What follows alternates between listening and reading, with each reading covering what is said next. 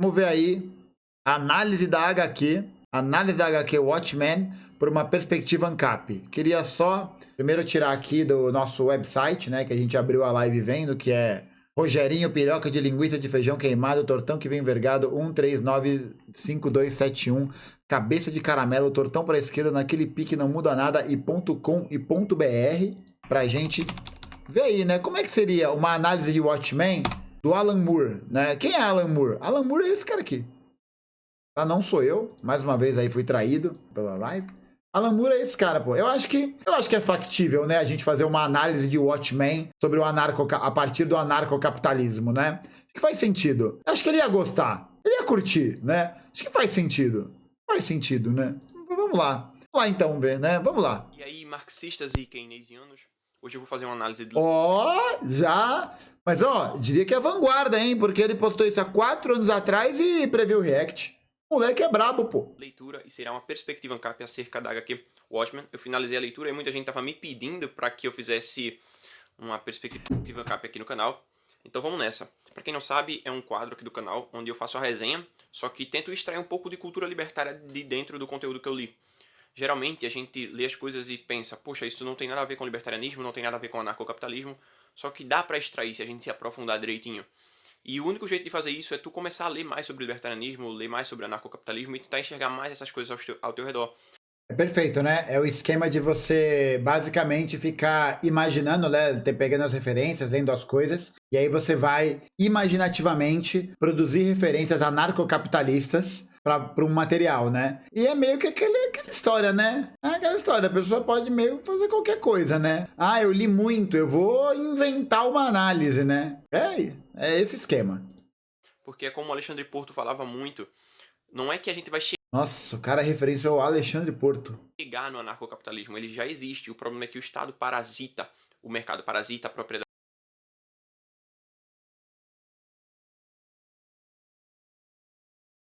Eu tenho a sensação que vocês me odeiam às vezes, sabia? Eu tenho essa sensação que vocês me odeiam. Tenho essa sensação. Vocês odeiam o que eu faço, odeiam o meu trabalho. Vocês querem me tacar fogo e apagar com um tamanco. É isso, né? Atenção, né? Notícia. A gente já vive no anarcocapitalismo. Mas é o Estado que o quê? Peraí.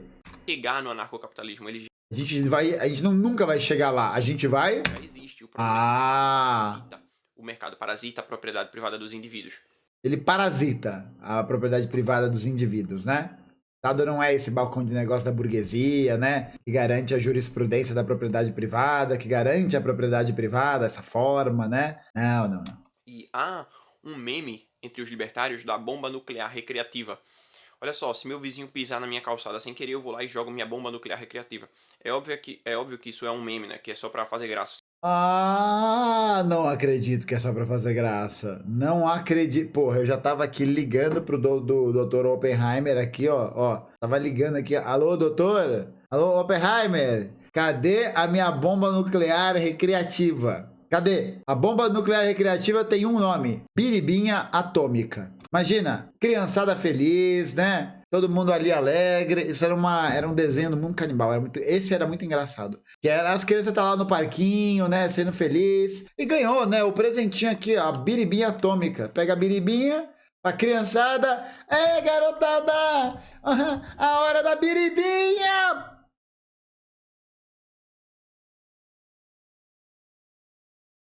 Clássico.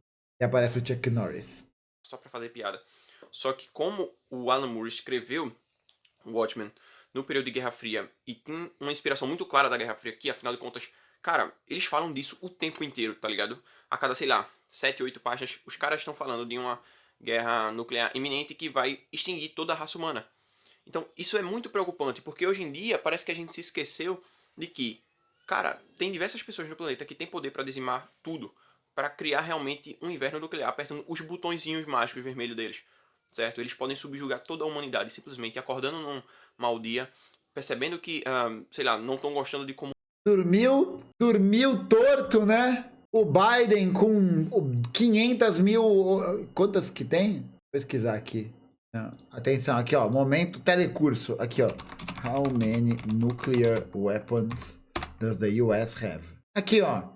5.550 ogivas nucleares, né? Aí o Biden tá lá, né? Acorda meio torto, sabe? Apneia, dormiu de mau jeito, fica puto. Aí ele acorda, vai fazer um café, derruba o café, aí vai mijar, o xixi não sabe porque tá com incontinência urinária, acabou o Centrum Silver dele. Porra, a lotérica tá lotada de gente, lotada, ele não pode ir lá pagar, fazer um joguinho na Mega da Virada, jogar a Loto Fácil. Fica puto, fala, quer saber? Vou destruir tudo.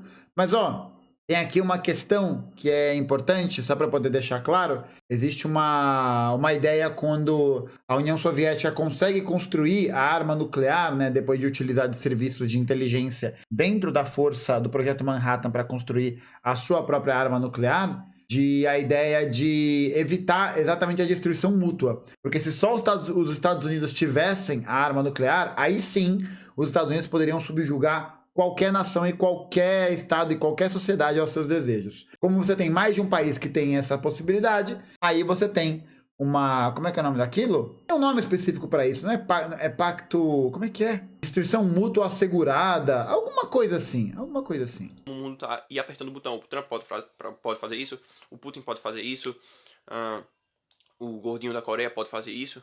E, o gordinho da Coreia. velho, vocês se esqueceram disso, sabe? Me preocupa muito que as pessoas não percebam o quão poderoso são os estados atualmente. Eles são extremamente beligerantes e só querem uma desculpa para poder dominar o resto da população. E aí eu faço disso um paralelo com outra coisa, que é... Tipo, isso meio que já existe, né, meu querido? Já existe na forma de como o Estado está constituído, né? Ele é o instrumento jurídico, né, e o instrumento do monopólio da violência sobre o trabalhador. É o Estado que, de alguma maneira, garante que os antagonismos de classe fiquem mais ou menos ali controlados, né, que fiquem mais ou menos ali numa certa gerência, né? Mas é sempre essa, o Estado, tipo, como se o Estado já não fosse isso. Como se ele não fosse governado exatamente pelos capitalistas, né? É uma coisa que essa galera ANCAP baseia muito, e por isso que é muito idealista, é essa ideia de que não, se as pessoas fossem totalmente livres, não haveria a possibilidade de destruição, porque você não pode destruir alguém. Oh, querido, isso não existe, né? Isso não existe. Pacto de não agressão, né? Isso não existe, pô. Não existe. Como que você garante a posse de um território, de alguma coisa? Você garante a partir da sua capacidade de mobilização para poder viabilizar a posse daquele objeto, daquela propriedade, daquela coisa. Como que você garante a posse? Como é que você garante a posse do seu bolinho Ana Maria no recreio, quando as crianças vêm todas pegar, né? Acho que é um bom, como é que é o nome? Uma boa alegoria do ancapistão, né? Como que você garante a posse do seu bolinho Ana Maria? No soco. É isso, você garante ele no soco. Se você virar, apontar e falar, meu, né? Meu, foda-se, né? As crianças, lá, peguem o bolinho, né? Então, basicamente, o que acontece é que o Estado se torna essa entidade reguladora que vai, a partir do monopólio do uso da violência, garantir a expansão do capital das classes dominantes do Estado, né? O Estado é sequestrado por essas classes, de alguma maneira. Ele é na verdade, não é sequestrado. Ele é produto dessas classes, né? Ele é produto dessas relações de produção e, ao mesmo tempo, ele cria a jurisprudência, ele cria a viabilidade jurídica para manter a propriedade privada. Essa é a questão. Quiser saber mais sobre isso, gente, recomendo muito as lives de leitura que a gente fez sobre Estado e Revolução. Estão aqui no canal, tá? Leiam Lenin. A abdicação da liberdade por causa de uma suposta segurança que o Estado vai te oferecer. As pessoas só aceitam que países tenham grandiosas armas nucleares porque eles acham que os inimigos, os outros estados inimigos vão poder invadi-los, certo? E aí eles abdicam da sua liberdade de poder realmente deixar de pensar no risco de uma ameaça nuclear por causa da segurança que o Estado disse que vai proporcionar, certo? Olha só, os nossos inimigos não vão tentar nos explodir porque nós temos bombas também que são muito mais poderosas do que os dos nossos inimigos, sabe?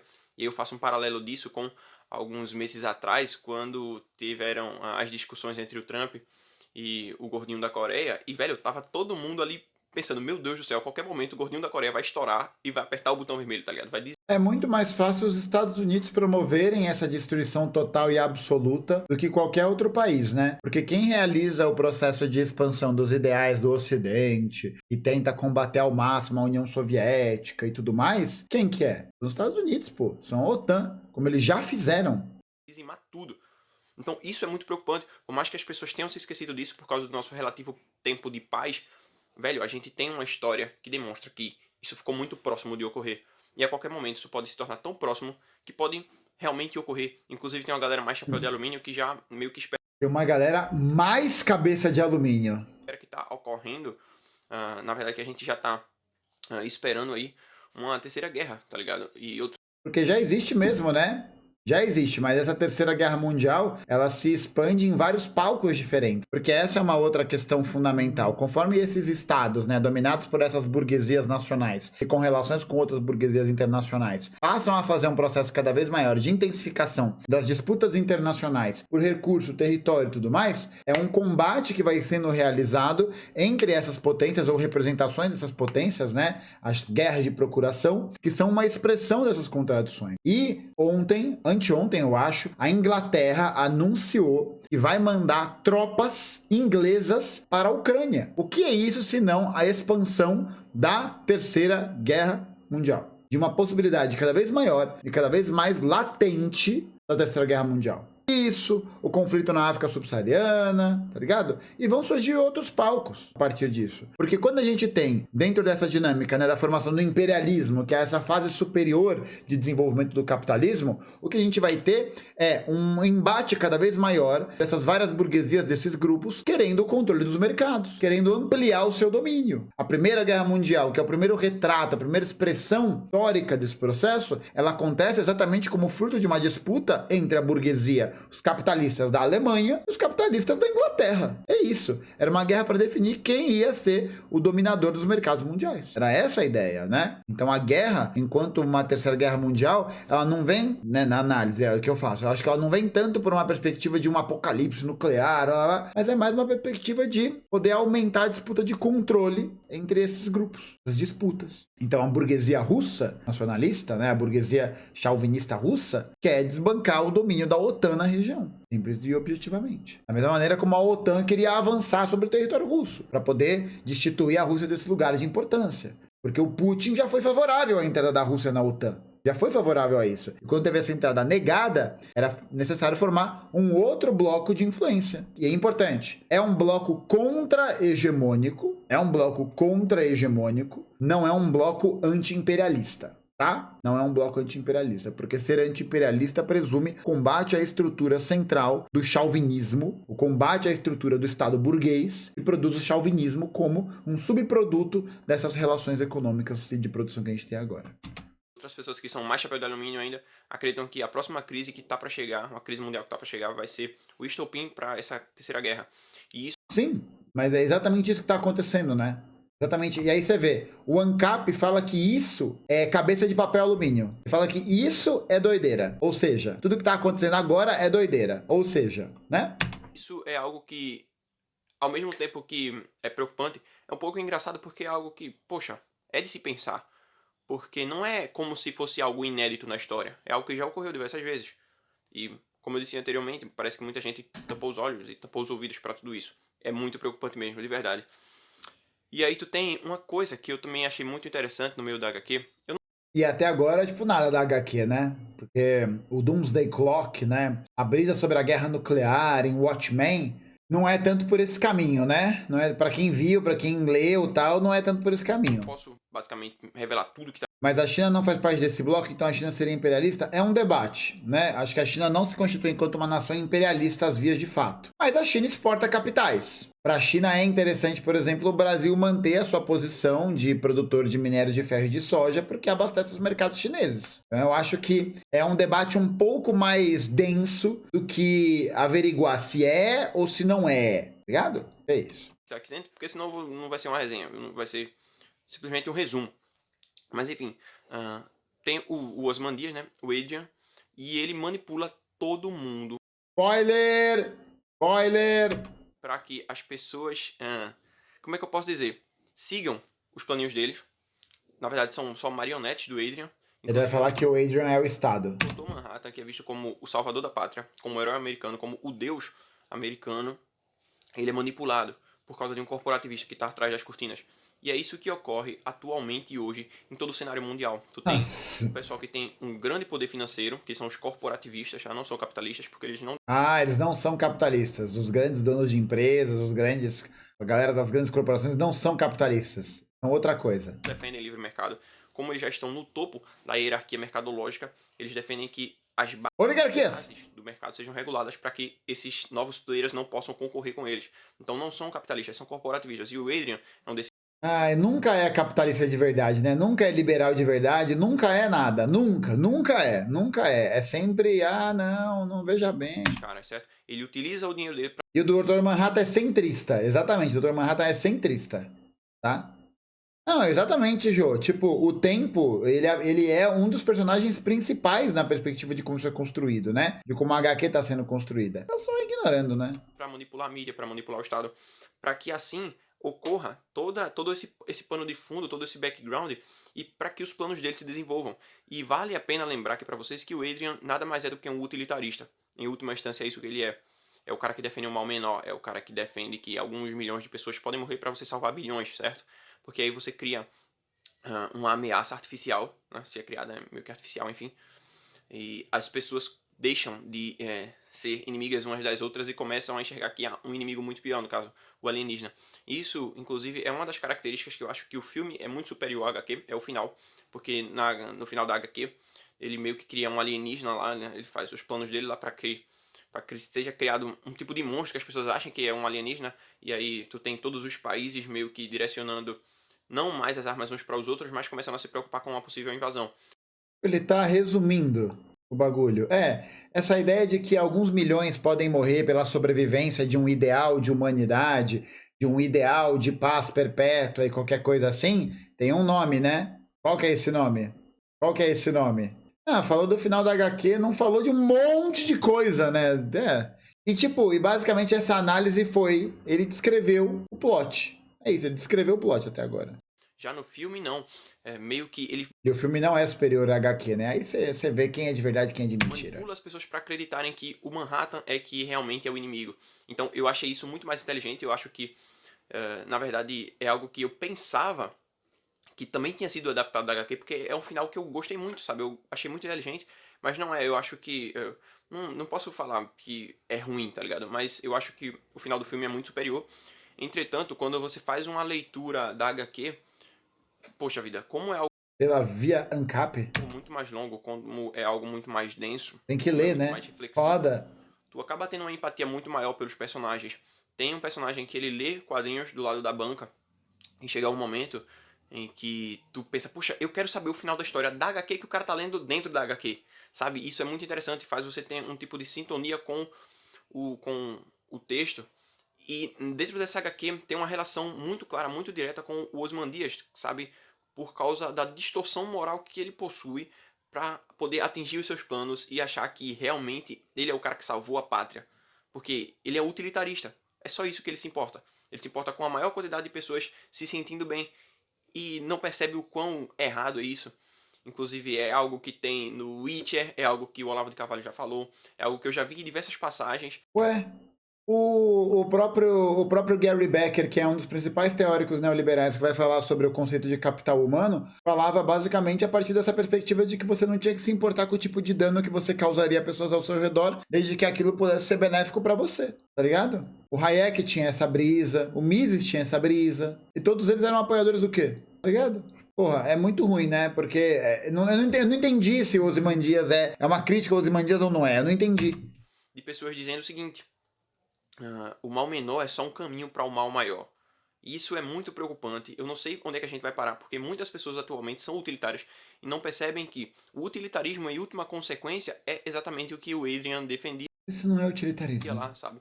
É o que a maioria se importa. A democracia é fundamentalmente utilitária. É sempre a opinião da maioria, é a vontade da maioria, e por mais que exista um pensamento meio que subversivo da democracia hoje em dia, de dizer, olha só, não é só a maioria, sabe? É você ter voz para todo mundo. Eu não sei de onde saiu isso, tá ligado? Da ideia de que as pessoas poderiam acessar espaços democráticos, né, meu jovem? Né? Porque se dependesse das classes dominantes, né, se dependesse dos capitalistas que montaram a estrutura do Estado burguês, você não poderia votar não, viu? Você não teria direito ao voto, não. Só teve direito ao voto porque houve uma luta social durante muito tempo para que isso acontecesse. Lá no século XIX, lá nas lutas operárias do século XX, tudo mais, tá ligado? Porque, velho, se fosse voz para todo mundo, isso seria um mercado. Porque as pessoas poderiam escolher de forma descentralizada quem é que eles Aham. governos privados, ruas privadas, cidades. É sempre isso, né? Você pode escolher, você vai poder escolher, pelo amor de Deus, mano.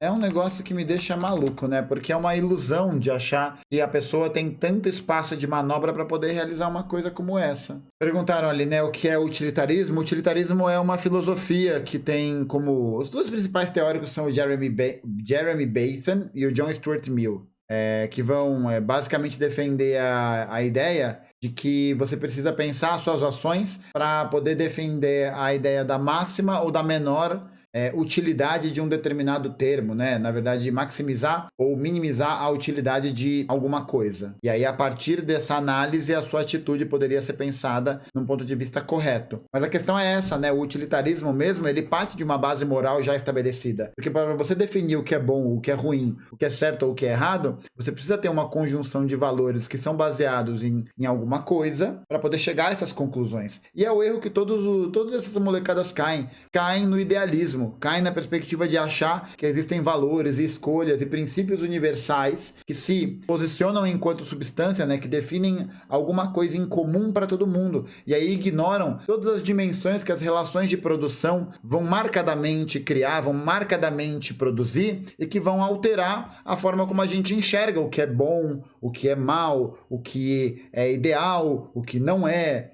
etc, etc. Então é uma perspectiva muito absoluta, né? Uma perspectiva que não lida exatamente com essa diferenciação. É uma perspectiva que parte da ideia de que existe um valor absoluto, um mal, um bem que existe na cabeça das pessoas, e é isso que tem que ser a orientação para se pensar filosoficamente, né? E é um grande erro, né? Isso é um grande erro, porque esquece-se de avaliar quais são os elementos e as relações materiais que permitiram chegar àquela conclusão. Permitiram chegar àquela ideia do que por que aquele valor é bom. Porque a burguesia é cheia de valores, os capitalistas são cheios de valores. E esses valores se expressam a partir da dinâmica das relações de produção, da exploração, da pobreza, da fome, tudo mais, né? A gente viu lá o vídeo do Greg News, né? Do luxo. O luxo, ele não é um negócio que surgiu do nada, né? Ele não é o produto de uma ideia invisível, ele é produto da forma como essas classes vão entender o seu lugar no mundo. E a partir dessa compreensão do seu lugar no mundo, é que é possível você fazer uma escolha utilitária, uma escolha que vai definir que aquilo é bom ou ruim, dependendo de como aquilo atua. Eu acho que o cara tem um relógio de ponteiro aqui da bandeira ANCAP. Pô, bom. Imagina você levar a crush pro seu quarto, aquele monte de beijo, coisa tal, aí a pessoa pega e olha e tem esse relógio aqui. Como diria uma grande amiga minha, uma filósofa contemporânea, é o Seca Pepeca. É o Seca Pepeca. Mas o que a gente tem hoje é um cenário completamente centralizado. Então, os elementos que eu enxerguei bastante no Watchmen são a questão da liberdade e da segurança sendo subvertidas por causa da proteção, né, contra uma guerra nuclear. Que liberdade e segurança, meu filho? Eles não falam nada com nada. Uma guerra nuclear o tempo inteiro. Você tem, inclusive, os caras pensando lá, meu Deus, será que a gente ataca primeiro? Ou será que a gente não ataca? Tá ligado? Porque se a gente não atacar, os caras vão atacar e vão dizimar a gente. A gente não vai poder mais revidar, por assim dizer. A gente vai estar morto, tá ligado? Tu tem a questão do corporativista controlando o herói da nação. Eu não sei se vocês conseguem enxergar o paralelo que eu tô fazendo aqui. Eu tô tentando não ser muito explícito nesse caso, para que vocês reflitam um pouquinho. Inclusive, no livro, ele faz um erro, né? Porque no livro, o Ozymandias não sai como o herói da nação, né? A brisa da história é que o Ozymandias faz isso como um plano secreto, tá ligado? É um plano secreto, tanto que o Rorschach investiga e vai denunciar, né? Rorschach, que é esse anti-herói fascista completamente, né? Completamente fascistizado, ele vai denunciar e acontece aquilo, né? Que acontece com o Rorschach, tá ligado? Conhecem alguns heróis nacionais que são nada mais do que manipulados por corporativistas que estão atrás das cortinas. Não sei se vocês conseguem entender. Não sei se eu tô sendo claro o suficiente aqui.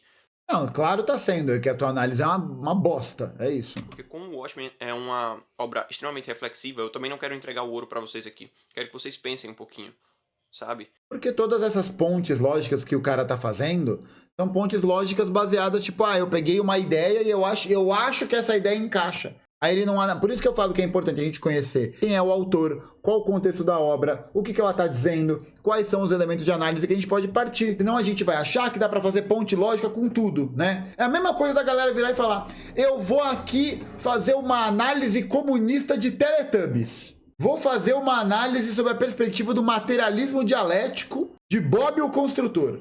Porra, amigo, tá ligado? Calma, pô. Calma, não é isso, né? Isso é um processo de banalização da teoria. Achar que dá pra fazer ponte com tudo. Sei lá, velho. Desde que eu me tornei um libertário, desde que eu me tornei ANCAP, alguns anos atrás, eu venho pegando essas nuances. Muito louco, né? Eu me tornei. Foi tipo uma transformação. Eu venho percebendo essas coisas. E muita gente também vem. E até pessoas que não são libertárias, não são anarcocapitalistas, também percebem isso.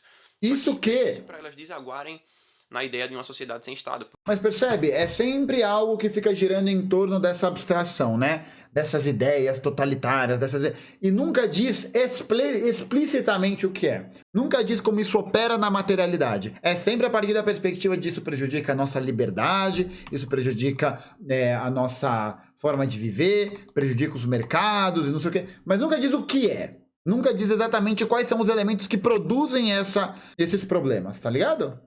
Que acreditam que o Estado realmente é o lobo que veio para impedir que os lobos menores entrem em conflito o tempo todo, que eles se devorem.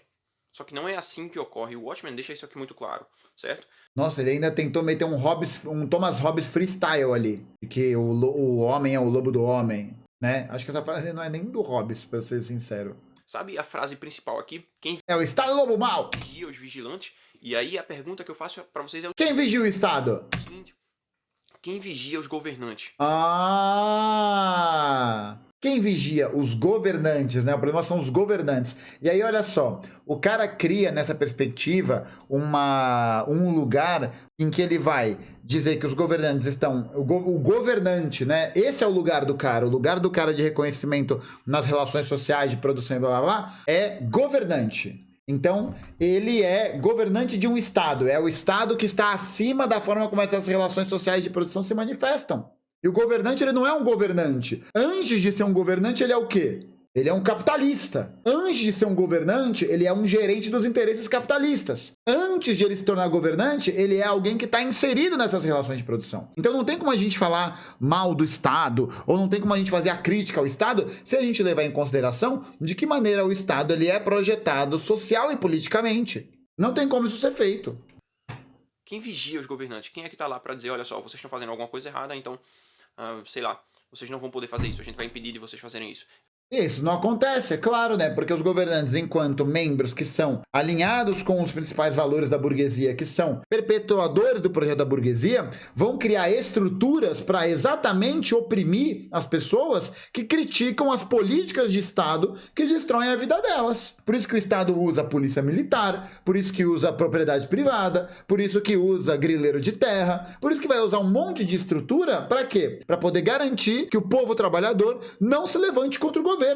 Por isso, mas não porque ele é governante, mas porque isso representa uma mudança, né? Um conflito de interesse de classe. Porque o proletariado e os capitalistas, a burguesia, têm interesses antagônicos. O que a burguesia quer é o oposto do que o proletariado precisa. O oposto, são interesses absolutamente antagônicos. Tá ligado? Aí você pode pensar, não, mas a gente tem a ONU, mas beleza, quem é que vigia? Que ONU? Sabe? A ONU vai vigiar o governo? Isso é que é muito preocupante. É diferente de um cenário onde haja uma concorrência livre, inclusive sobre os serviços de defesa. Isso, concorrência livre sobre os serviços de defesa. Olha que loucura! Porque aí você vai poder pagar para ter o seu míssil numa padaria. Você aí que não consegue nem pagar essa merda desse crediário, não consegue nem parcelar um livro, vai comprar um míssil interbalístico para colocar no seu skate. Quem é que vigiaria isso? Uns aos outros, porque a partir do momento que eu vou... É isso, entendeu? Olha o idealismo. Uns aos outros, né? Como se a gente partisse de um lugar dentro da nossa contemporaneidade da igualdade jurídica. De como se não existisse historicamente um grupo de uma classe que se sobrepõe a outra classe. Vou preparar uma arminha nuclear aqui só para minha segurança. Mas peraí, ninguém tem uma arma nuclear. Então, por que tu precisa de uma para se defender das outras pessoas, das outras organizações de segurança privada? E aí as outras começariam a olhar isso aí com maus olhos. Seria preocupante. Começariam muito. É sempre isso, começariam. É sempre o pretérito mais que perfeito, né? Começariam, faríamos. Seria sempre isso, né? É sempre isso. Uma meio que vigia a outra. É. Sabe? É assim que funciona a lógica de mercado. É assim que funciona a lógica de mercado, né? É desse jeito que a fraude das americanas funcionou, né? Os capitalistas e as pessoas vigiaram umas às outras para poder garantir que a fraude fiscal de 40 bilhões fosse aprovada com tranquilidade. Muitas pessoas não conseguem enxergar isso e preferem que haja um Esse não é o pretérito mais que perfeito? Eu invento o que eu quiser, cara. Foda-se. Eu falo o que eu quiser. A gramática é minha. Você tá interferindo no meu direito de liberdade à minha gramática? Ah, seu Estado. tipo de centralização gigantesca nas mãos dos estados, o que me faz ser muito pessimista quanto ao futuro. Inclusive, quando eu tava lendo as últimas páginas disso aqui, cara, como eu fiquei pessimista, Que bom. E a visão que o Rorschach tem daqui, ela é, sei lá, é a visão mais pessimista que eu já vi em um HQ. De verdade, cara, quando ele tá escrevendo, e logo nas primeiras páginas, ele vai lá e escreve no diário dele, porque algumas vidas pesam mais que as outras, ele diz que é porque existe um bem e existe o mal, e o mal deve ser punido, mesmo que no dia do juízo final. Eu fiquei refletindo bastante nisso E qual é o mal, né? Quem define o mal? É isso, é o Rorschach que define o que é mal. aí. Inclusive, até percebi que ele é canhoto, sabe? É algo que, por eu ser canhoto, eu fico fazendo o tempo inteiro. Eu fico olhando o jeito como as pessoas escrevem, e aí eu fico meio que reparando quando ele é canhoto ou não. Podia ter prestado atenção na obra, né? Ao invés de prestar atenção se o Rorschach era canhoto ou se ele era destro. Podia ter prestado um pouco mais de atenção. Um pouquinho mais, né?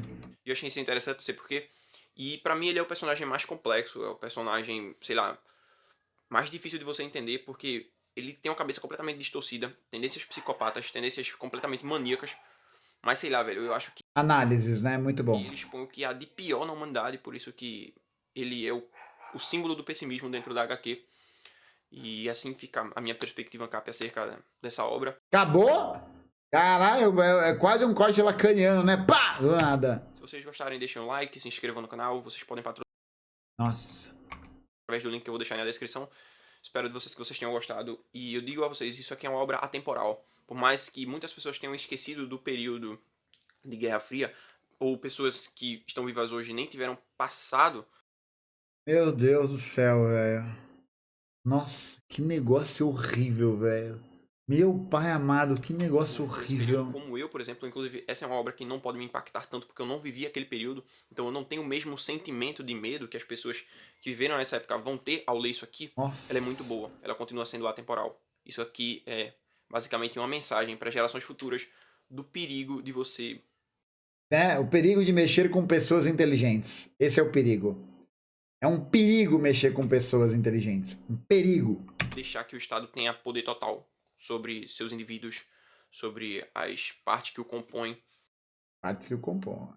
Isso realmente é muito perigoso. Eu vou ficando por aqui. Ah, não leu, né? Não é que ele leu e entendeu tudo errado, né? Não leu, né? É isso. Não leu. Leu que nem o nada, né? Leu mal, né? Não entendeu o contexto da obra, não entendeu nada, não entendeu nada, é isso, não entendeu nada. Não existe ANCAP pra mim no Brasil, não existe. Sai daqui, Estado, sai daqui, isso é muito mal.